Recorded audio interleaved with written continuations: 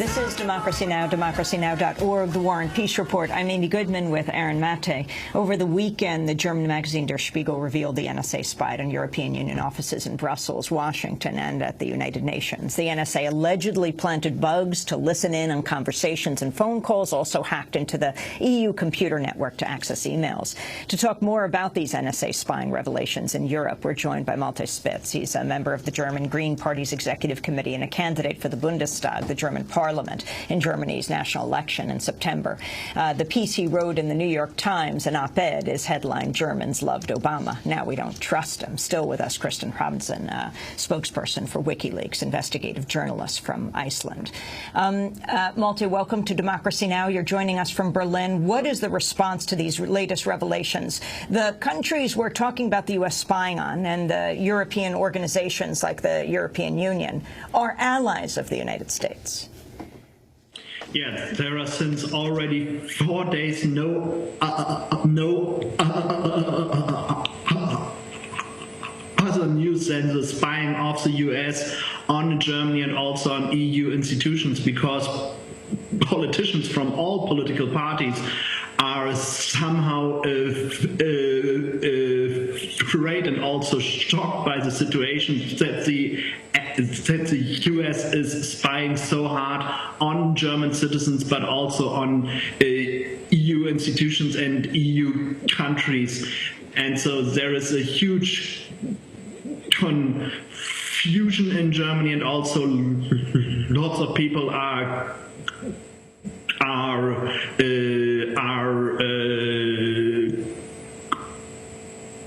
quite angry. Speaking on Monday, Secretary of State John Kerry echoed President Obama's comments, downplaying reports of U.S. spying on the EU. Kerry said spying on friendly governments, quote, is not unusual. I will say that every country in the world that is engaged in international affairs of national security undertakes lots of activities to protect its national security, and all kinds of information contributes to that.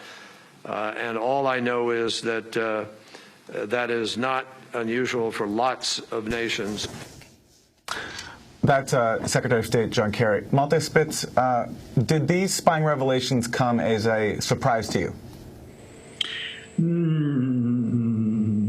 Not that much, because already it is known that the US is spying all over the world, but what is also new for me is the amount of spying. If the Spiegel numbers are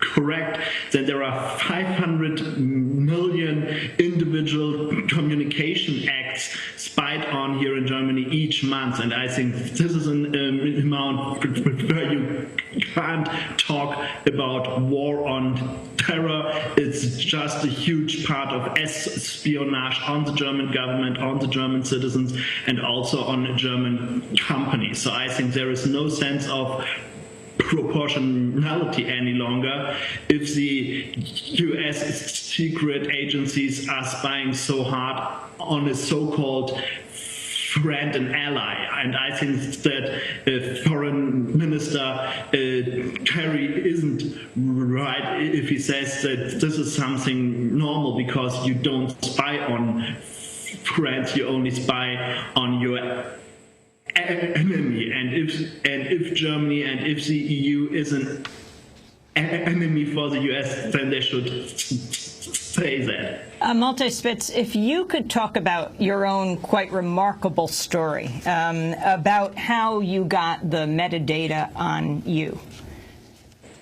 Yeah, I started a lawsuit against the Deutsche Telekom, which is the largest phone company here in Germany, around 4 years ago, and I asked them that they should hand me over all the information they have stored on me, and at the beginning they only wanted to hand me over just regular information like my address and something like this, but I said that they also have to store all these so-called metadata, and so I started a suit against them to get handed out all these metadata they have stored about me, and at the end it was 6 months with around 35,000 information. So the Deutsche Telekom knew 35,000 times where I was,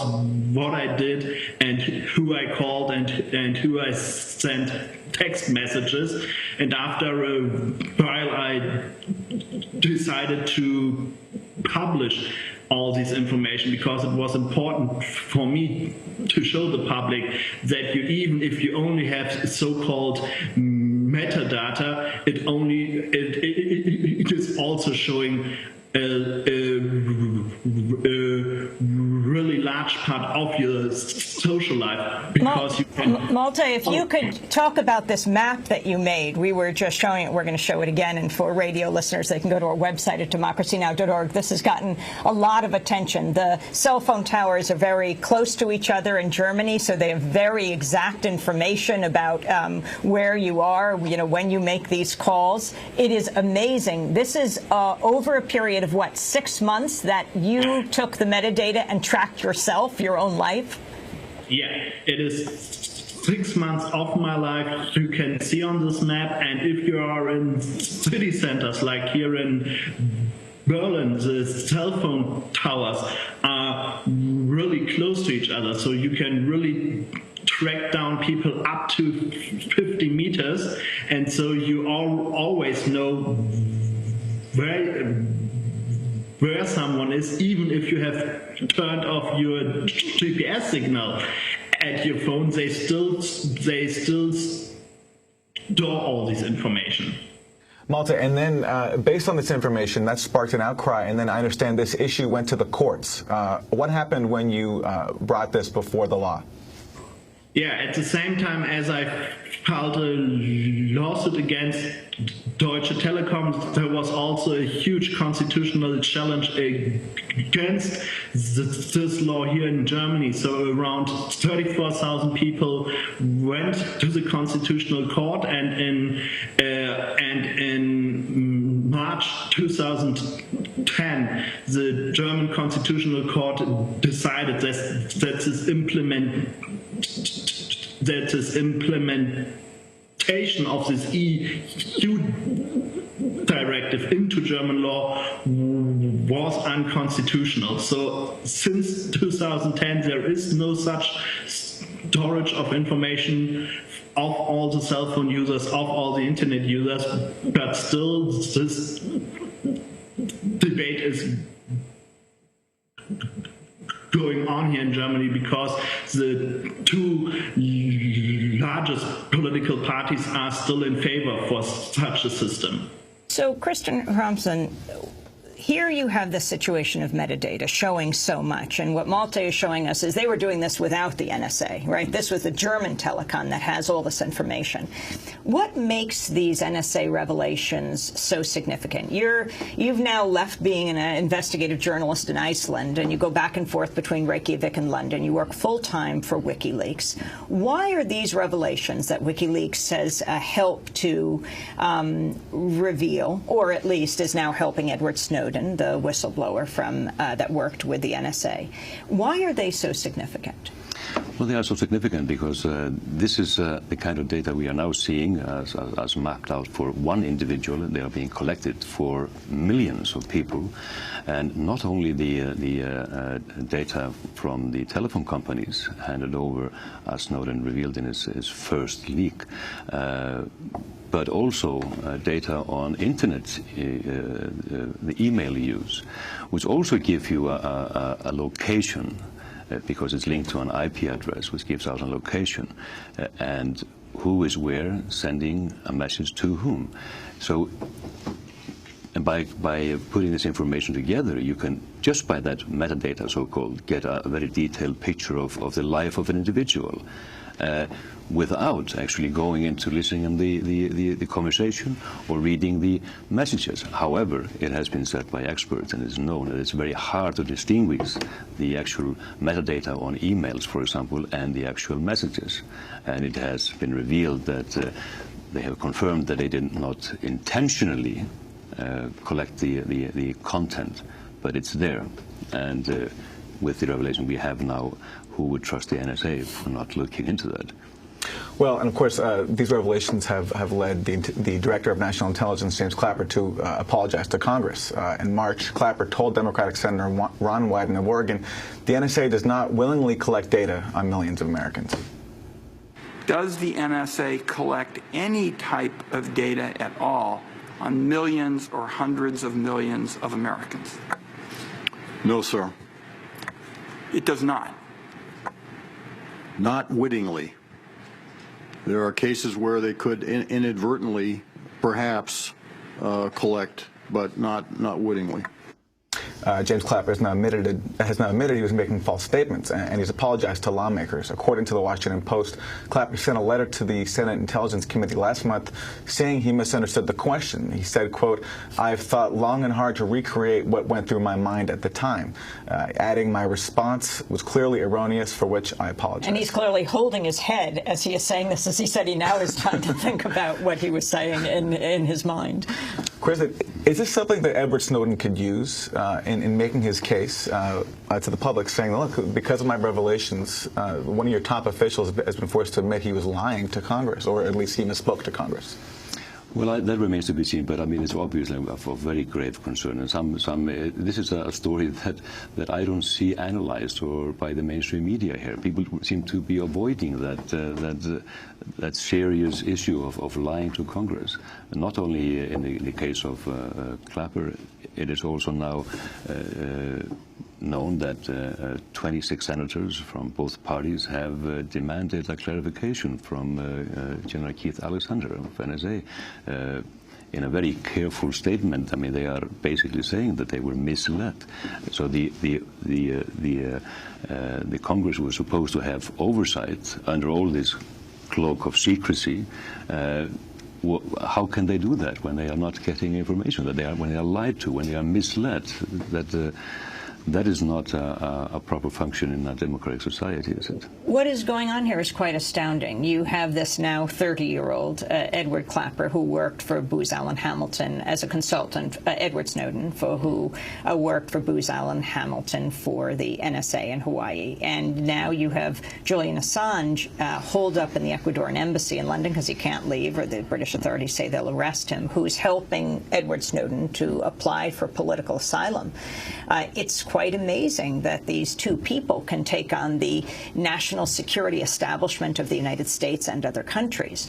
I wanted to ask you, Kristen, why you chose to leave. Your job as an investigative journalist in Iceland, voted 3 times best one in Iceland, to work full-time for WikiLeaks. Why is this so important to you? Well, after 25 years in the mainstream media and journalism, I was, honestly seeing that we were not doing our job as journalists in general. We were failing the public, and of course we have many examples. American public know of so many examples where journalists have failed. Prior to the Iraq invasion in 2003, we also have examples of where the mainstream media have caused stories because they were asked to, even media that we hold in high regard in general, the New York Times, Washington Post, for example, this country. But the examples that we see as well is that the journalism has failed to be the proper watchdog to those in power, whether corporate or government power, and are too much the lap dogs, if I may say so, of those in power. And I have to say that after spending a week here and seeing the coverage in the mainstream media here, I'm actually appalled by and it confirms all my worst beliefs about what's going on. It's a terrible situation. I've seen here how the mainstream media has carefully avoided actually going into the real story, which is, of course, the leaks, what Snowden has revealed. Instead, it's this ridiculous focus on where he is, his personal life, and even journalists have attacked journalists like Graham Greenwald, suggested that he had aided and abetted a felon, as we see examples of, or even try to dig up dirt on the journalist who was doing this incredible job. So this is what Snowden is revealing is not just the snooping of individuals, he's also exposing the extremely poor condition of journalism in today. I wanted to ask you finally about Julian Assange and the embassy, since you were working closely with him. In President Correa's comments saying that there was an oversight in getting Edward Snowden these travel documents to let him leave Hong Kong, he was expressing a kind of annoyance. Now, in his comments, and quoted by Rory Carroll in The Guardian, he said, he was talking about Assange, he said, he's in the embassy, he's a friend of the consul, he calls him at 4 in the morning to say they're about to capture Snowden, the consul's desperate, how are we going to save the life of this man, and does it. He also expressed respect for Julian Assange, but are you concerned that Correa is changing or is somewhat irritated with Julian Assange right now? I think this is overplayed. I believe that Correa was referring to procedural issues here and formalities that were possibly not carried out. I don't read too much into that. But I believe that Ecuador is firmly supporting Assange. I want to thank you very much for being with us. Kristen Thompson works with WikiLeaks, investigative journalist, named Icelandic Journalist of the Year 3 times. I also want to thank Malte Spitz, member of the German Green Party's Executive Committee, candidate for the Bundestag in Germany's national election this September. We'll link to your piece, Malte, called "Germans Loved Obama, Now We Don't Trust Him." Are you heading back, by the way, Kristen, to London or Iceland now? It remains to be seen where I head. Well, thanks for joining us. When